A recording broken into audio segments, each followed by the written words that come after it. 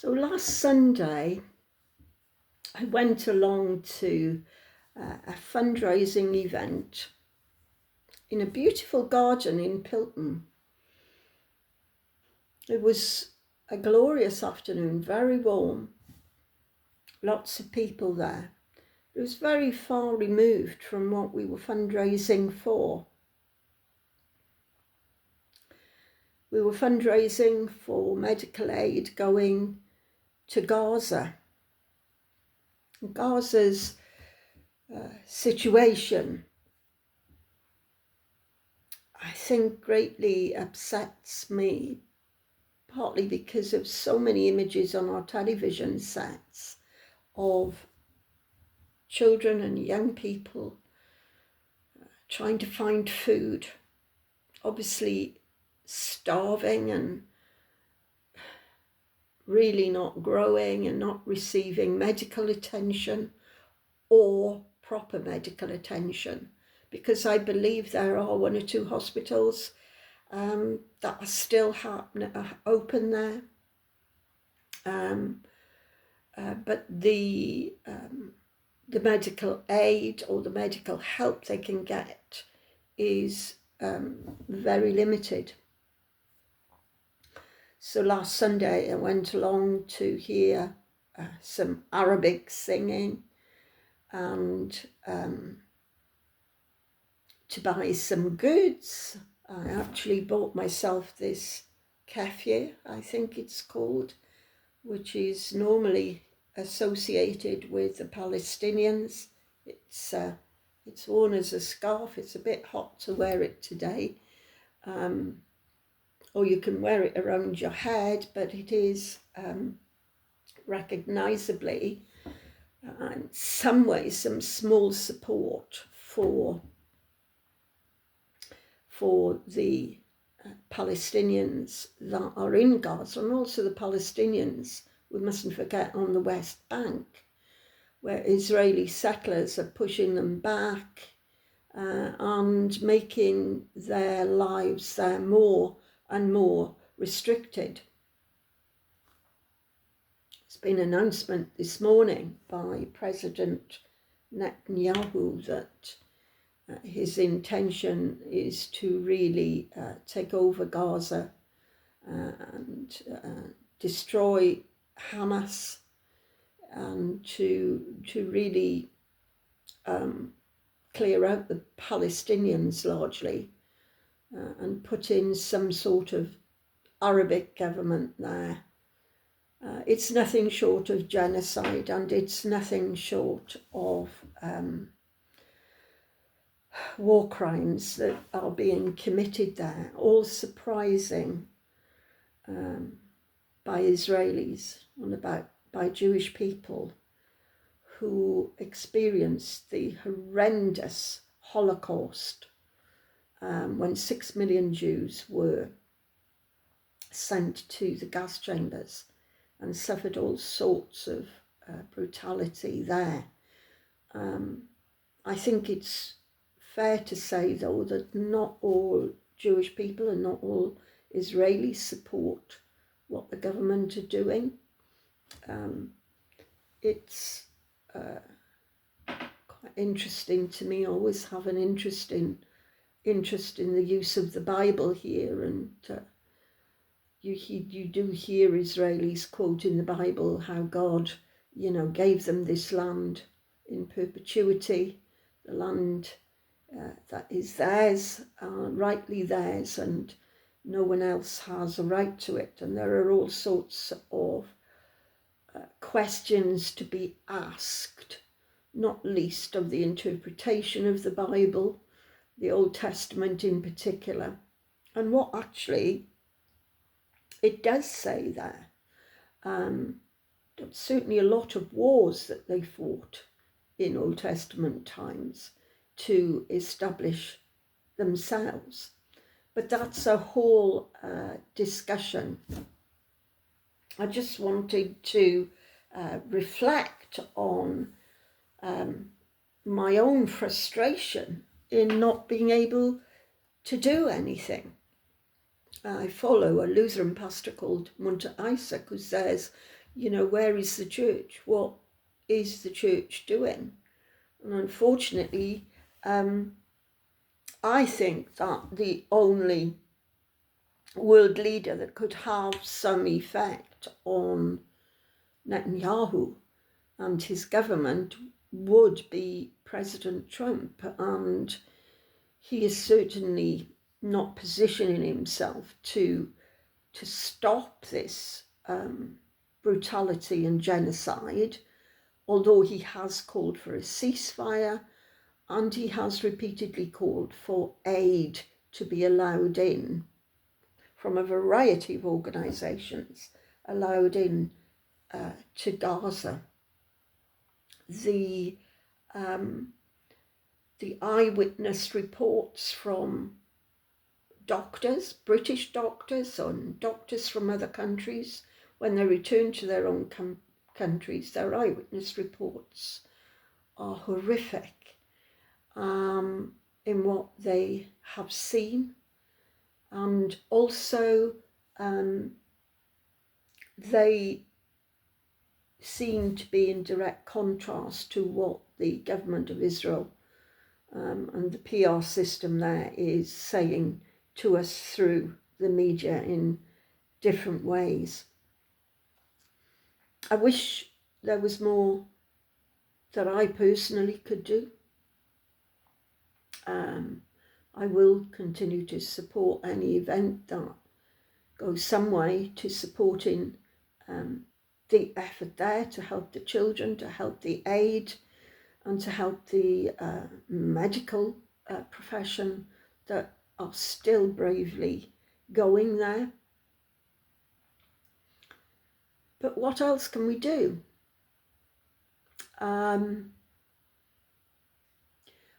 There are protests going on in Britain, and I believe elsewhere too, but particularly in Britain, where those who are said to be pro-Palestine are forming lines, peaceful lines, and then it seems getting themselves arrested. And I'm not naive enough to think that there aren't elements that join these protests who are up for some trouble, shall we say. But at the event last Sunday, there was a lady who was 80 years old. She'd been to Cardiff a few weeks before, joined a line, a red line as they called themselves, peacefully sat down with a placard saying, "I do not support the genocide in Gaza." And I understand that 13 of them were arrested for saying that. And there doesn't seem to have been any signs of any riot or anything other than a peaceful protest at what is going on. So she awaits her fate, and I understand she's been caught, I think, in October for simply protesting the horrific events going on in Gaza. I've always been a bit of a campaigner in my time, not the most forceful, I would say. I do believe in peaceful protest. I went through a period of my life when I wrote letters everywhere. I wrote letters to the BBC. I wrote letters to the Archbishop of Canterbury, I believe, at one point, and I may have those copies somewhere. I remember particularly as a student, joining protests in Leeds against the apartheid in South Africa.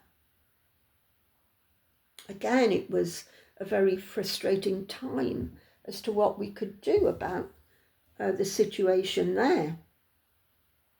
And then seeing Nelson Mandela released on our television sets in real time, it was a period of hope. A period that corruption was coming to an end there, certainly a period where apartheid was coming to an end. I don't know too much about the situation there, although a friend who has come from South Africa tells me that there is less hope there now. There seems to be quite a lot of corruption in the government, and who knows where we go with that one. I also am an admirer of Desmond Tutu and his reconciliation movement, which not only operated in South Africa, but also came to Northern Ireland and were very instrumental in bringing sides together, very opposing sides, in an effort to reconciliation.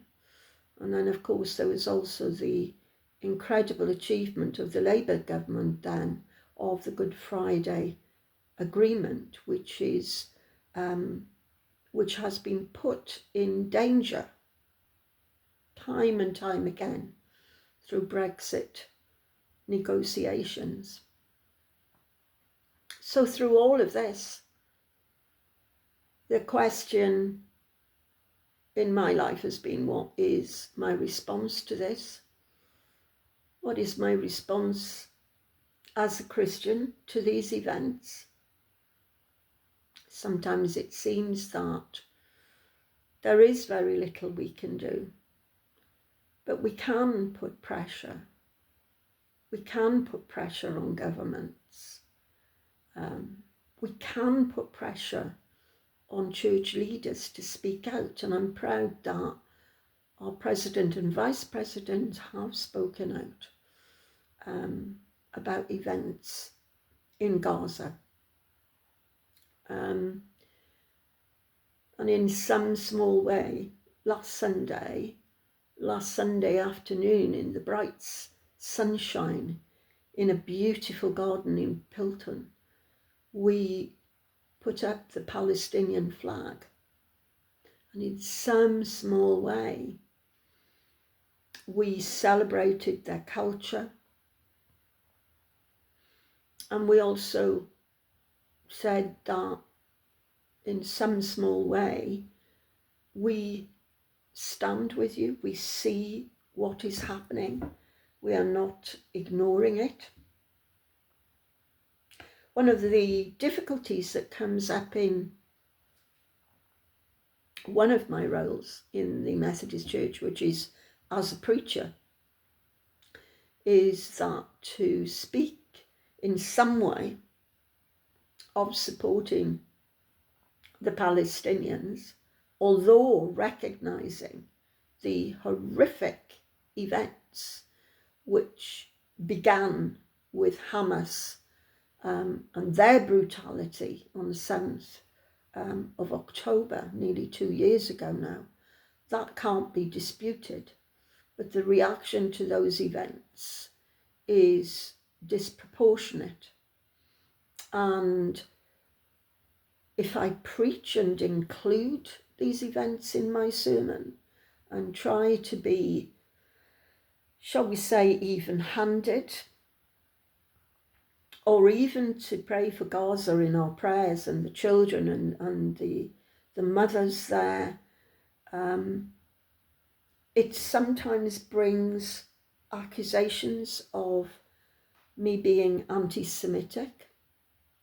I'm really not anti-Semitic at all, but I am pro-life in the sense that you cannot simply destroy collectively a group of people because of the brutal actions of some of them, surely.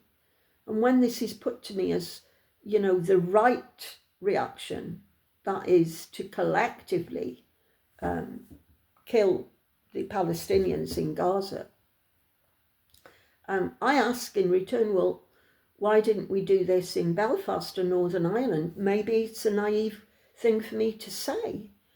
But if we go down the road of collectively killing people who have little to do with Hamas, and I suspect probably live in fear of Hamas,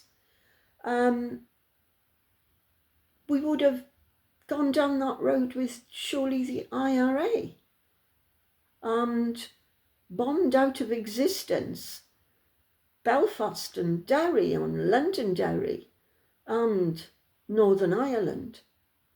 It surely can't be a proper response. And I think the problem as well is that what Israel are now doing and what they are proposing to do is the perfect breeding ground for future terrorists. And that is the very thing they are trying to prevent. I'm not an expert in all these things. As you can hear, I don't know every detail, but I only know how I feel as a Christian, as I see children starving and being killed, people being shot at as they try to get aid and food for their families. And aid workers have been bombed, hospitals have been bombed. This is not the gospel of Jesus Christ at all. And so we continue to pray. We continue to pray for peace. And we continue to pray for an end, not just to the warfare in Israel and Gaza and West Bank, but we also pray for Ukraine and Russia, who at times seem to have fallen off the radar a little bit because of the horrors in Gaza.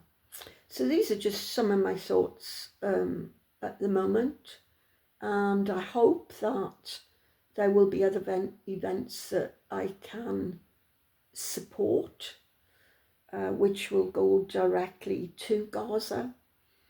I was struck by one of the founders of the group who organised the fundraiser on Sunday when she said to me, hearts are changed in one-to-one conversations. And that really struck me as an important thing to remember, not just about the situation in Gaza, but I do believe as we respond as Christians, the changing of hearts and minds is a hard slog.